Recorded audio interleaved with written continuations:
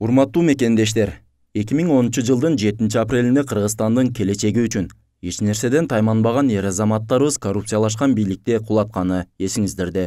Апрель элдик революциясынын натыйжасы мамлекеттин андан аркы өнүгүүсүнө ишенимдүү кадам таштоо менен демократия принциптерин ишке ашыруу болду. Деги эле Аксы окуясы, март жана апрель элдик революциялары саясий жана тарыхый маанилүү окуялардан болуп калды. Дүйнө коомчулугу кыргыз эли жөнүндө көз карашын өзгөртүп, ар намысы бийик, эркиндик менен акыйкатты сүйгөн эл катары таанып, баалай баштады. Апрель элдик революциясында кийинки муундардын жаркын жашоосу, бакубат турмушу үчүн өз өмүрлөрүн арнаган жигиттерибиз бүгүнкү мезгилдин анык баатырлары. Алардын ажалга тикке караган эрдиктери канча мезгил өтсө да элибиздин жүрөгүндө түбөлүккө сакталып, кылым карыткан Кыргызстандын тарыхында ысымдары алтын тамга менен жазылып калаары талашсыз.